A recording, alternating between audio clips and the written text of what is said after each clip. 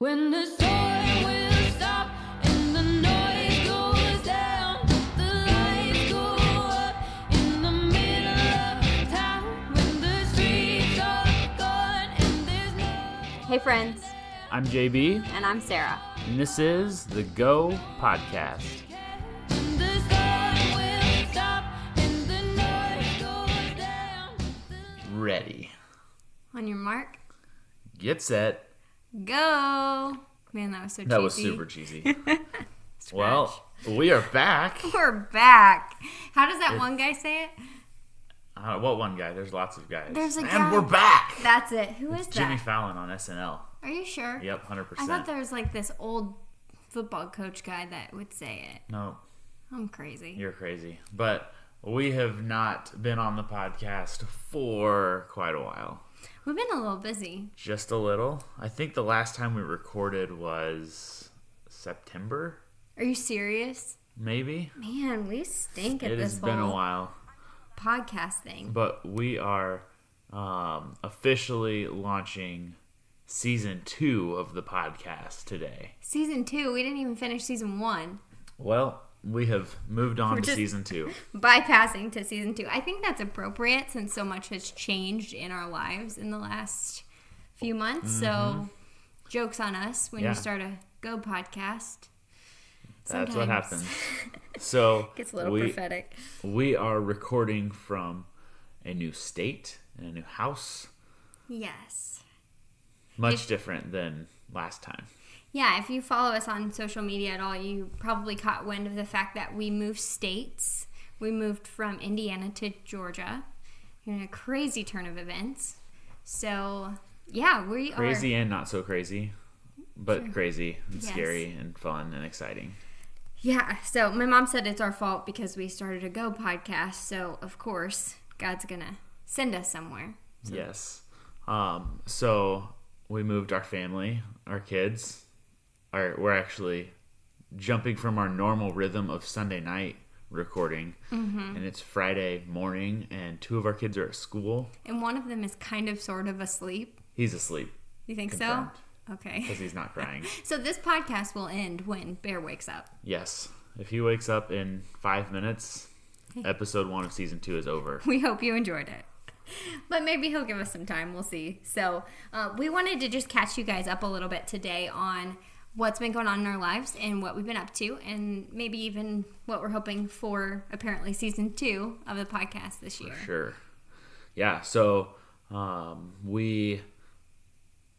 guess just in the last year, I'm just going to jump right into it. Yeah. Is that cool with you? Go for it. So in the last year, we noticed a trend in our teachings with our students back in Indiana and with our life group as we were leading that, that the story of Abraham had come up multiple times. Yeah, it was in our curriculum, and then it came up that we would use on Sunday nights in a large setting, and then also in Sunday school, Sunday mornings with just a smaller group. So we just felt like it was kind of everywhere, and then the writing I was doing involved that. Jonathan and I started working kind of on a side writing project, and it was wrapped up in this Abraham story. Yeah, unintentionally, completely on our end. Yeah. So we started noticing that, and we had been wrestling with what our potential next step was going to be in life. Just trying to navigate that and see what that was going to look like.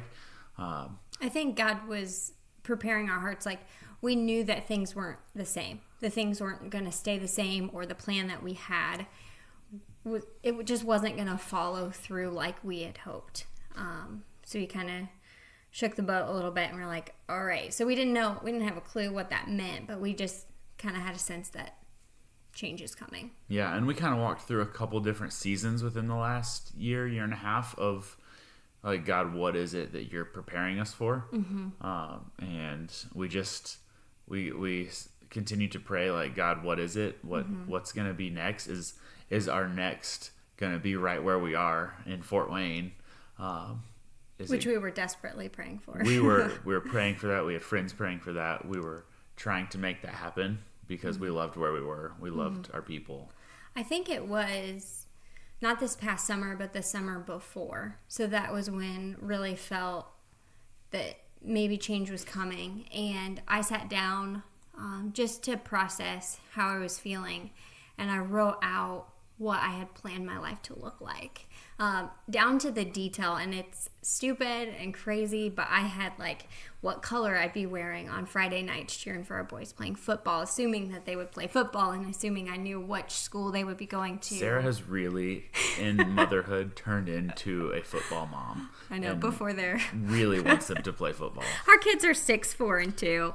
I would really love it if they were my retirement plan, you know, like... Yeah, Yep. I'm just kidding, but sort of. But regardless if they played, like we'd still find ourselves watching football games on Friday nights, and I just had it all laid out. And I'm not really a planner, especially like I don't know what's going on tomorrow, but as far as my future, I have all these like pretty dreams, and so I wrote them all out and kind of just cried over them. And I think one of the bravest things that I did in this last year and a half was hand that to God and be like, you know what? This is what I wanted. This is what I thought. But here you go. Yeah. And that kind of changed my attitude towards the next year that came ahead.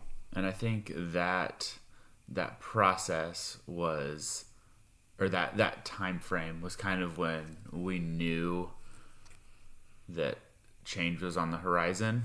But we had no clue what that was going to look like. Right. That was scary. It was scary. But even, like within that season, we had to decide where our oldest was going to go to kindergarten. So we wanted to put him in a school system that he was going to be in until he graduated high school. That was my experience growing up. And mine was different. Yeah, I went to 3 different elementary schools, and after that I was settled, but I noticed that there was a different community with the students that had gone from kindergarten to their senior year of high school. And so I was like, well, that's what I want for my kids. And so we like put Bowen out in the school system that wasn't in like our area. It wasn't that far away, but we had to get permission to get him into that school system because that was my hope that was going to happen, all the time knowing that this isn't going to be long term. Yeah. So yeah, we prayed through that and really had to give some of that to God, and we had to decide, like, God, we either need you to like show us like where you're wanting us to go, or like you need to allow us to just like plant here and be here. Yeah.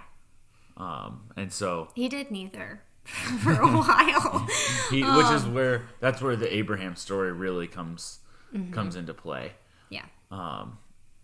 And we'll get to that here in a little bit, but yeah, that season, like I feel like as a family unit, we really just had to focus on like the things that were important to us at home. We kind of had to do some blocking as far as outside of the home of, not completely, like we are by no means introverts, so we were still out and about, but in certain ways we kind of hovered in together, and this is the most important, this is the priority.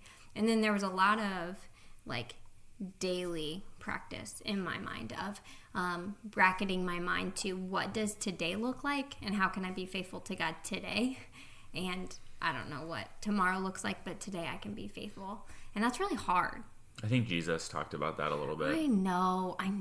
And it's so good, but it's so frustrating. And like, we're all planners, and like, we're planning, like it's the beginning of the year and everybody's planning and they have this word that they want to encompass 2019. And that's a good place to go. Yeah. So Sarah's been big on picking words for, I don't know, the past 5 years or so. It's cute and fun and trendy, and all the like fun bloggers do it. Well, so like she's been doing this for a while, and now she's got me into doing it. And so for 2017, so jumping back 2 years ago, she picked a word. Stop. I'm shaking my head. We were really excited about. And this word was whoa.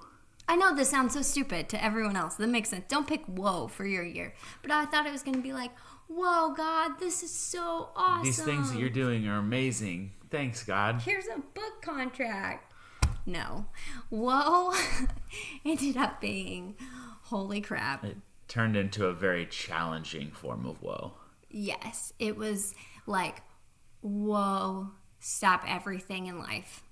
And like, what? Like, I still sometimes, like, did that really happen in 2017? Like, the things that went down, the things that happened, I still sometimes don't believe it's true. Yeah, it was a very difficult year, for sure. Mm-hmm. So what ended up being So prophetic? we got to the end of the year of 2017. We're like, okay, Sarah, don't pick any more words like that. And so we're like pulling in our life group with this. I've started like a yearly like Facebook post, and people will comment. And now I've got like friends that are like, hey, you have to remind me what my word was last year because I don't remember it. And so then at the beginning of 2018, Sarah's like, listen, I'm going the opposite direction, and I'm going to pick calm because I want this year to be calm. I wanted it so bad.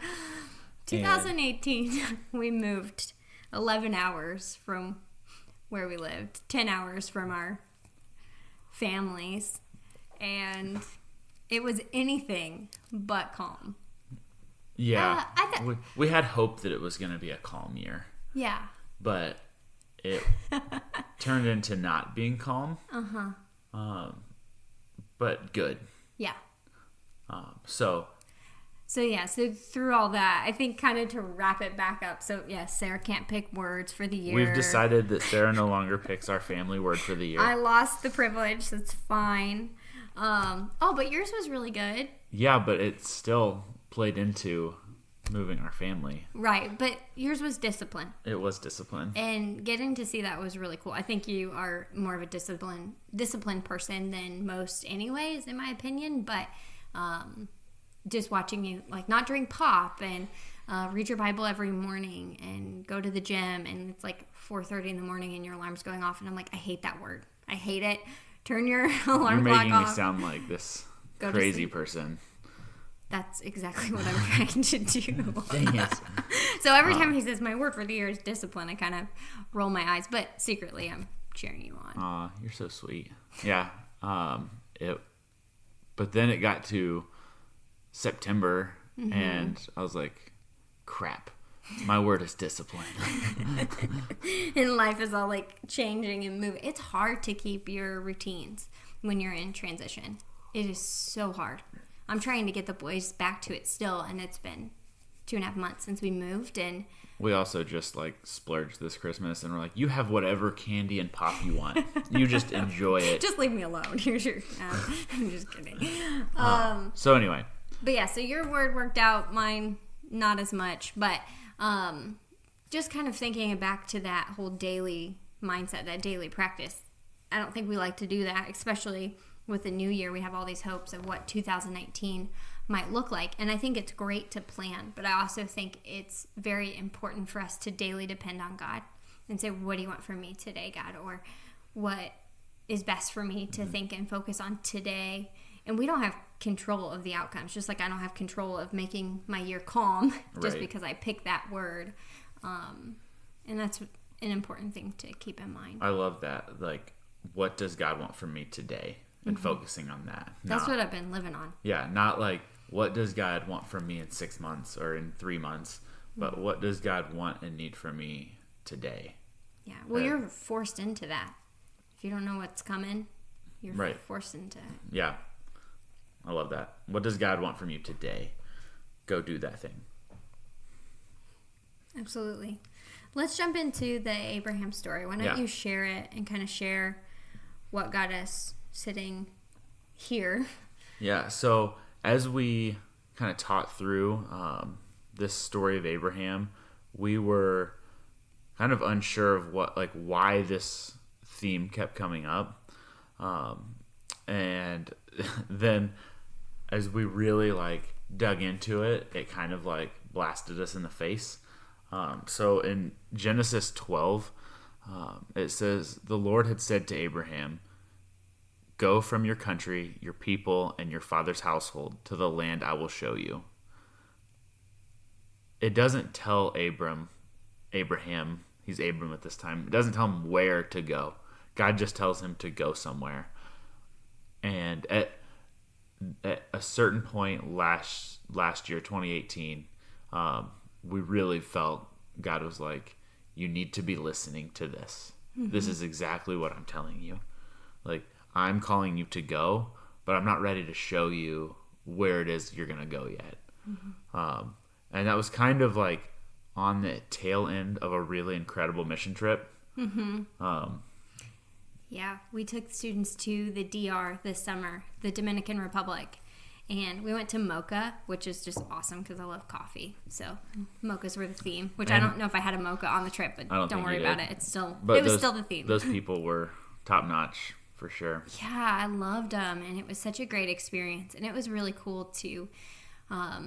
We flew into this country with these students that we took on their very first mission trip as 6th graders, which is super cool to then get to take them when they're upperclassmen in high school getting ready for this whole big world and getting to see that and be there. And I was like, guys, I loved you as middle schoolers, but I like you so much more as high schoolers. It's so much easier to take them to a foreign country as seniors than to take them to St. Louis as 6th graders. It was. I felt like such a proud mama bear because I was like, this is so wonderful. And it was great to get to see this small community church out in the middle of nowhere, it felt like, and they were this family, and that was a gift to see that and to see our kids. Just how simple they did church and they did life was really refreshing. It was. And then the trip was just perfect, I felt like, and then we started packing up to leave, and we loaded up on the bus to go to the airport, and that was right when it hit me, and I knew. I was like, this trip was too good. And I'm not that type of, if it's too good, something horrible is going to happen. I'm like, where's the next best thing? Right. Like, I'm ready for it. But just in my heart, I felt like that trip was a gift from God to wrap up our time. It's so sad. I get so sad. But wrap up our time at Central because it was such a good ministry. And the students are so awesome and the people are so awesome. So I was like, darn it, God, like, this is happening. Yeah. If you're unfamiliar, Central is the name of the church that we served at in Fort Wayne. So that was kind of the first point in this whole process where we really knew, like, all right, God's preparing us to do something. And so then we come back from the trip, and we kind of really start like feeling that like God's preparing us to go somewhere. I think God told you. I mean, I think that you felt it, not audibly, but that first week we were back, you were like, yeah. It was kind of like... Yeah, we got back on a Saturday, and then it was like a week later, that Sunday, we were in worship, and it was kind of a wrestling match with God. Like, God, don't do this. I don't want to leave. And he kind of released me from Fort Wayne. And we really were wanting to stay in Fort Wayne, even if that meant changing the place that we served at and going someplace else. Like, we really wanted to stay with our friends and close to our family. But that's not what God had in mind. And he continued to reveal that to us. We prayed very often, very specifically, God, close doors that you don't want us to walk through. Make that obvious, slam them in our face. And open doors that you want us to walk through. And there were certain doors that we just felt like we needed to close to certain places. And then there's certain places that closed the door in our face. And that sucked sometimes. But it was what we needed and what God needed to use to kind of show us where our next was going to be. The whole time I felt like God was very specific with us. And I don't think that's always the case, where God might give you 3 great options and you can pick. But in this situation, I felt very clear that God had a specific plan and a specific time. And he wasn't going to share that exactly with us per detail by detail like I wanted. But I did. And looking back at it, I can see how and why he was so specific with us in that. But Yeah. So we really clung to this story of Abraham, and that God called him to go somewhere, but didn't tell him where. So to be faithful to that, we decided we needed to start the process with the church we were at and tell them we were moving on, but we didn't have a plan yet. And then that started some conversations there, and then that eventually led to us submitting our resignation officially and setting an end date to our time there.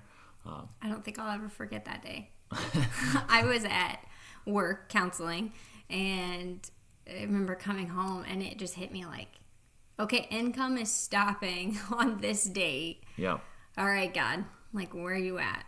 I'm ready. Yeah. So we did that. We turned in official resignation and said, hey, we're going to be moving on. We don't know where yet, but we were in process with a couple different places, praying that one of those was going to work out.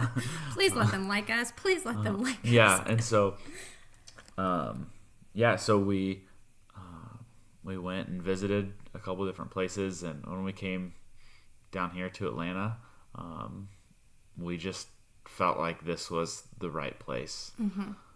It felt like this was going to be the next stop for us, but it still didn't seem real. Yeah, I don't know what I was thinking when we came down here.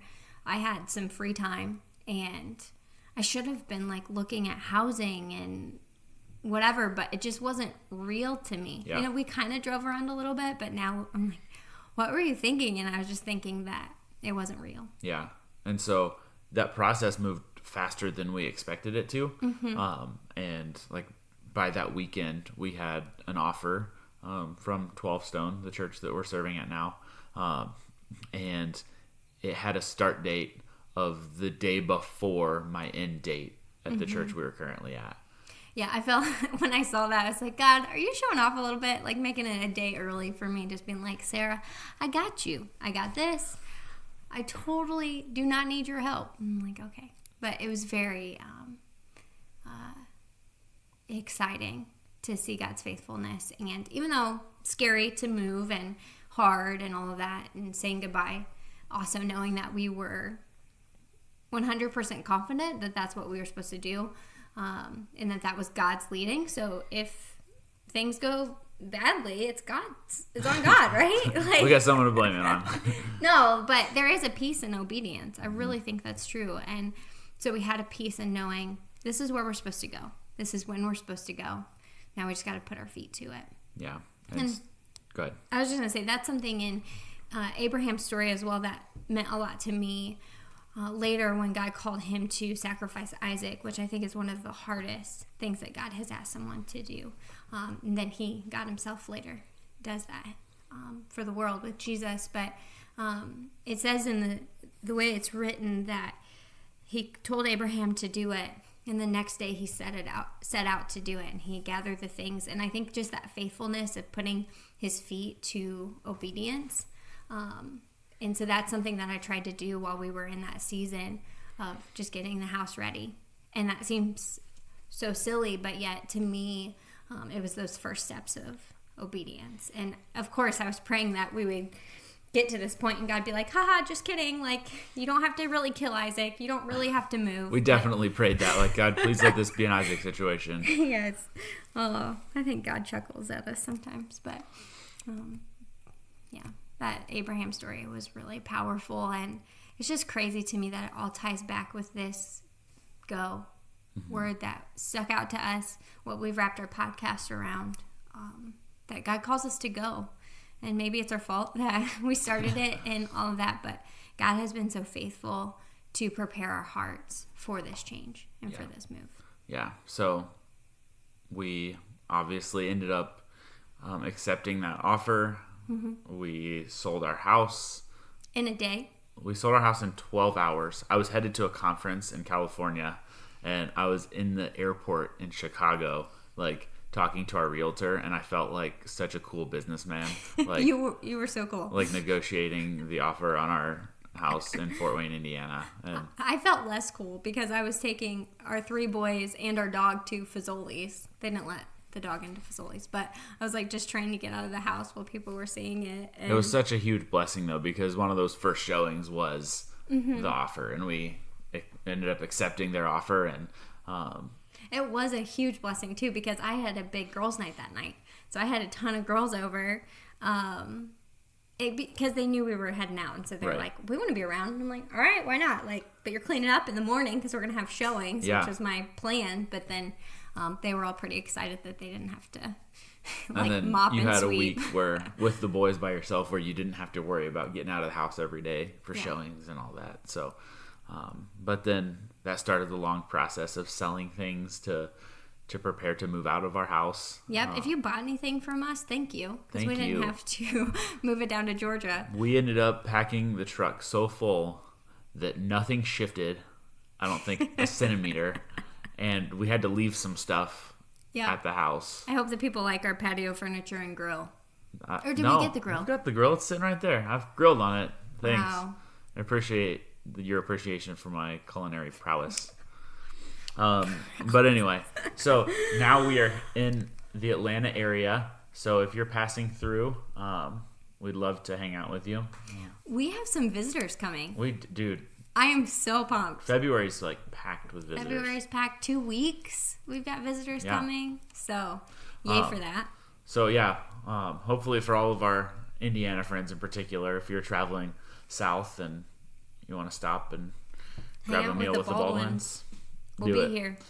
Hey, tell them a little bit about 12 Stone Yes. and your job. So we landed at a church called 12 Stone, and that is in the Gwinnett County area, which is a suburb of Atlanta, and it's a multi-site church. I am the middle school pastor at the Central Campus, which is interesting that it's called Central Campus. Because it's Central Student Ministries. Because we came from Central Ministries Church, and now we're here at Central Campus. But so yeah, leading the middle school ministry there, and just really excited about what's to come. We're kicking off our spring semester next week. Well, maybe when this podcast launches this week, but just really excited to get really going and yeah, just kind of gain some momentum. I've spent a ton of time meeting with leaders within our The ministry. leaders are awesome. They're incredible. Like, I don't know how many meetings I've had in the last